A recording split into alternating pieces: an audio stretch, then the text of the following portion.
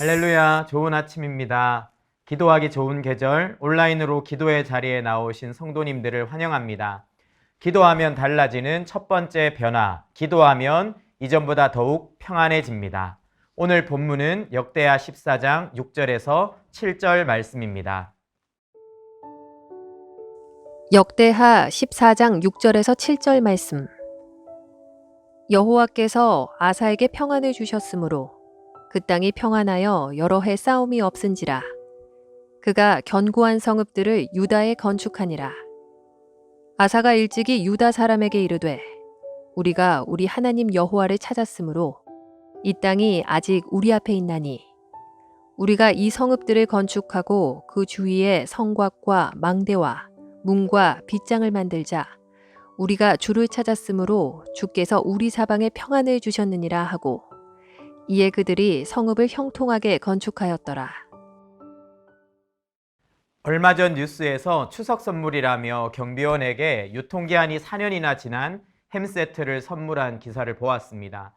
기사에는 보기에도 흉측하게 곰팡이가 핀 선물 세트가 실려 있었어요. 선물인 줄 알고 기분 좋게 받았던 분이 얼마나 힘들었을까, 얼마나 마음이 아팠을까 하는 생각이 들었습니다. 그런데 선물 세트만 변질되는 것이 아닌 것 같아요. 사람도 변질됩니다. 그리고 신앙도 변질되죠. 변질된 선물 세트가 그것을 받았던 경비원의 마음을 찢어 놓았던 것처럼 신앙인의 변질은 하나님의 마음을 아프게 합니다. 오늘 우리가 만나는 아사는요, 하나님께 기도함으로 큰 축복을 받은 사람이었습니다. 그가 기도하는 동안에는 평안을 누렸고 하나님의 은혜를 누렸죠. 하지만 마지막에 아사는 변질되고 말았습니다. 기도를 잃어버린 것이죠. 이는 끝까지 기도하는 것이 얼마나 힘든 것인지를 보여줍니다. 하지만 힘들어도 끝까지 기도할 때 더 큰 축복이 있음을 우리는 기억해야 합니다. 오늘 본문 말씀을 통해 끝까지 기도함으로 더욱더 큰 평안을 나와 자손이 받아 누리는 우리 성도님들이 되었으면 좋겠습니다. 먼저 오늘 본문은요, 아사가 기도할 때에 평안을 누렸다 하는 것을 보여줍니다. 2절 말씀을 함께 보도록 하겠습니다. 아사가 그의 하나님 여호와께 보시기에 선과 정의를 행하여 이방 제단과 산당을 없애고 주상을 깨트리며 아세라상을 찍고.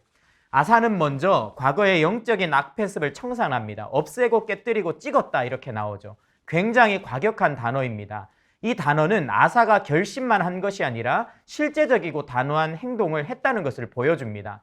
우리 안에 이미 견고하게 들어와 있는 세상과 죄를 쫓아내는 일은 그냥 되는 일이 아닙니다. 강력한 행동이 있어야 사단의 세력이 죄가 떠나갑니다. 평화롭게 좋게 해서는 우리 안에 있는 옛사람을 청산할 수가 없는 것이죠. 강력한 싸움이 있은 후에야 평화가 오는 것입니다. 그런데요, 이런 평화가 그냥 되는 게 아니에요. 싸움이 그냥 되는 게 아닙니다. 4절 말씀을 보면 이렇게 나와 있어요. 유다 사람에게 명하여 그 조상의 하나님 여호와를 찾게 하며 그의 율법과 명령을 행하게 하고. 이런 아사의 강력한 결단과 행동이 그냥 나온 게 아니라 기도했기 때문에 나온다 하는 것을 보여줍니다. 아사는 왕으로서 백성들에게 기도하라는 명령을 내렸습니다. 하나님을 찾게 한 것이죠. 그런데 다른 사람에게 하나님을 찾게 하는 것은요, 본인이 기도하는 사람만이 할 수 있는 겁니다. 내가 기도하는 사람만이 다른 사람을 기도의 자리로 이끌 수 있는 것이죠. 자신이 기도하는 사람만이 다른 사람들에게 도전을 줄 수 있는 겁니다. 그래서 아사가 기도했고 평화가 왔던 것이죠. 5절 말씀을 보면 이렇게 나와 있어요. 또 유다 모든 성읍에서 산당과 태양상을 없애매 나라가 그 앞에서 평안함을 누리니라. 아사가 하나님을 찾았어요. 찾았다는 것은 기도하는 거죠. 기도할 때 하나님께서는요, 평안을 주셨습니다. 평안하다는 것은요, 6절에 보면 싸움이 없는 거예요. 전쟁, 침략, 내분이 없었다는 겁니다. 하나님께서 나라를 지켜주신 것이죠. 우리가 하나님을 구하고 하나님께 우선순위를 둘 때 하나님은 우리의 삶의 바운더리를 지켜주십니다. 그리고 우리는 그 평안 안에서 성장하게 되죠. 아사는 실제로 6절에 보면 성읍을 건축했었고 8절에 보면 큰 군대를 이루게 됩니다. 이처럼 기도할 때 평안이 오고 그 평안 속에서 성장과 발전을 이룰 수 있게 되는 것이죠. 그런데 그 평안이 계속가지 않았습니다. 위기가 다가왔어요. 9절에 이렇게 나와 있습니다.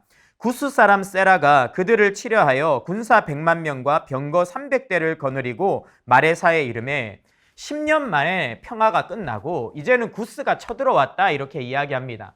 유다가 양성한 58만의 2배에 가까운 100만 대군이죠. 이는 엄청난 위기예요. 병법서를 보면 병력이 2배가 차이가 나면 일단 싸우지 말아야 된다고 합니다. 현실적으로 이기기가 어려운 상황이 된 것이죠.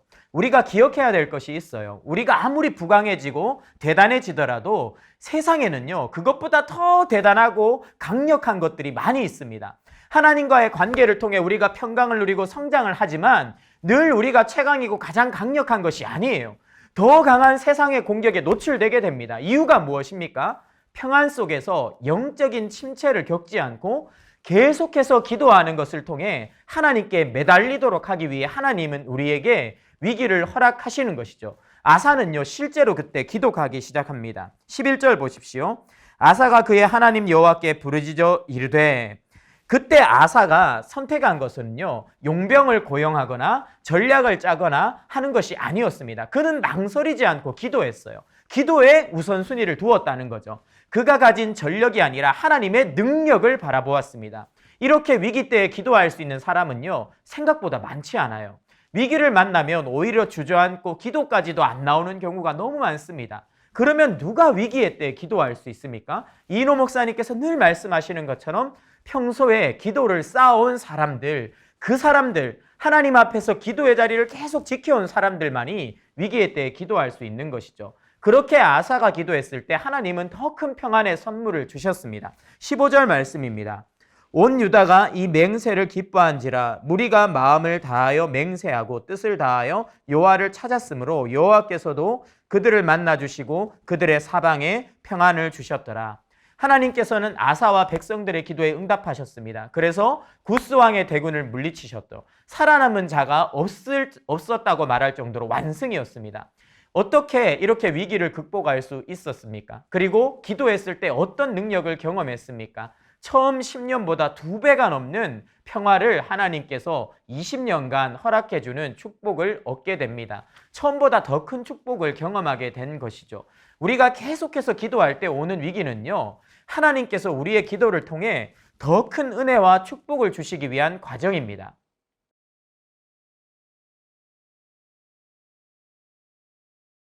두 번째입니다. 우리가 그렇게 끝까지 기도할 때 사라지지 않는 축복이 온다라고 성경은 가르쳐주고 있어요. 아사는요, 그렇게 기도해서 축복을 경험했지만 끝까지 기도하지는 못했습니다. 아사왕 제36년에 대한 1절 말씀인데요. 16장 말씀입니다. 아사왕 제36년에 이스라엘 왕 바아사가 유다를 치러 올라와서 라마를 건축하여 사람을 유다왕 아사에게 왕래하지 못하게 하려 한지라. 아사가 여호와의 전 곡간과 모든 곡간에 은금을 내어다가 다메섹에 사는 아람왕 벤하닷에게 보내며 이르되, 아사에게 20년의 평안이 끝난 후에 또다시 위기가 찾아온 거예요. 북이스라엘이 쳐들어온 것이죠. 사실 이 침공은요, 어쩌면 구스왕의 100만 대군에 비하면 작은 위기였어요. 그런데 아사는 오히려 영적으로 더 큰 위기를 겪게 됩니다. 아사가 하나님께 기도하지 않고 오히려 하나님 전에 곡간과 창고를 털어서 금은을 보내고 지원병을 아람 왕에게 요청하는 것이죠. 이후에도요, 아사는 그런 자신을 책망하는 선지자 하나니를 가둬버리거나 또 발에 병이 났을 때도 하나님께 기도하지 않고 의원들에게만 구하는 모습을 보여줍니다. 우리 인생의 진짜 위기는요, 세상에서 온 위기가 아니라 우리의 기도가 무너지는 것인데 아사의 기도가 무너졌어요. 이처럼 끝까지 주님만을 찾고 기도하는 것은 어려운 일입니다. 아사는 끝까지 주님을 찾지 못했어요. 왜냐하면 20년이라는 평안의 시간을 보내면서 신앙이 약해진 거예요. 계속되는 평화로 인해서 기도에 열심히 식어진 겁니다. 한때 잘하던 사람이 나중에는 신앙이 변질되고 열심히 식어지는 것을 우리는 너무 많이 봅니다.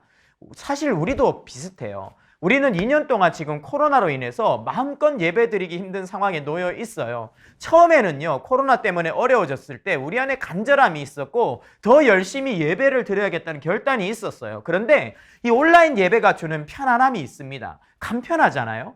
준비를 조금 적게 해도 집에서 영상만 틀면 모든 것이 자동으로 물 흐르듯이 쫙 진행이 됩니다. 그런데 그런 편안함이 계속되면서 우리도 모르는 사이에 신앙이 식어지고 기도가 식어짐을 느끼고 있습니다. 그렇지 않습니까? 예배는 동영상 재생이 아니에요. 시청관 교육이 아닙니다. 예배는요, 우리가 하나님을 만나는 시간이에요. 말씀과 기도로 우리 안에 하나님을 가득 채우는 시간입니다. 위기 가운데 숨어있는 이 편안함, 편민성의 마비독이 우리의 영혼을 마비시키지 못하도록 오늘도 우리는 기도로 몸부림쳐야 하는 것이죠.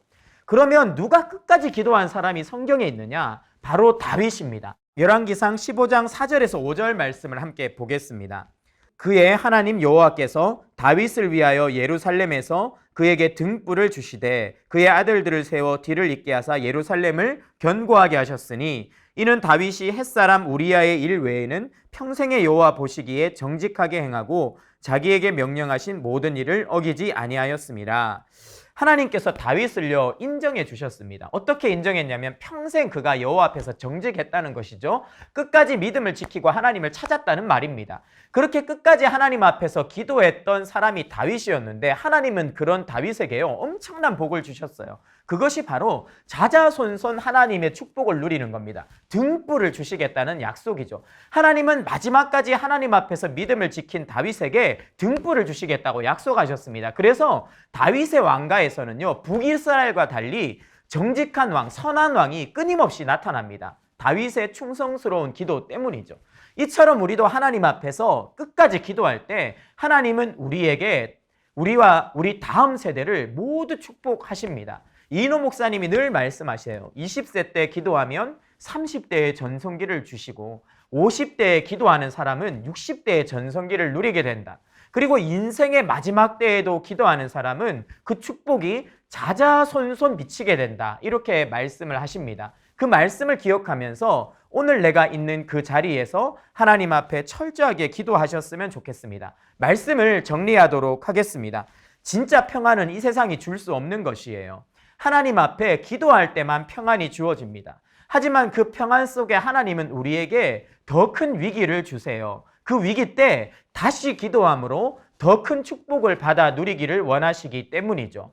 하지만 기도가 식어질 때 우리는 변질됩니다. 끝까지 기도하는 것이 영적인 싸움이고 승부입니다. 하나님 앞에서 끝까지 기도하심으로 나뿐만이 아니라 나의 자자손손까지도 평안과 축복을 누리게 만드시는 사랑하는 성도님들 되시기를 축원합니다.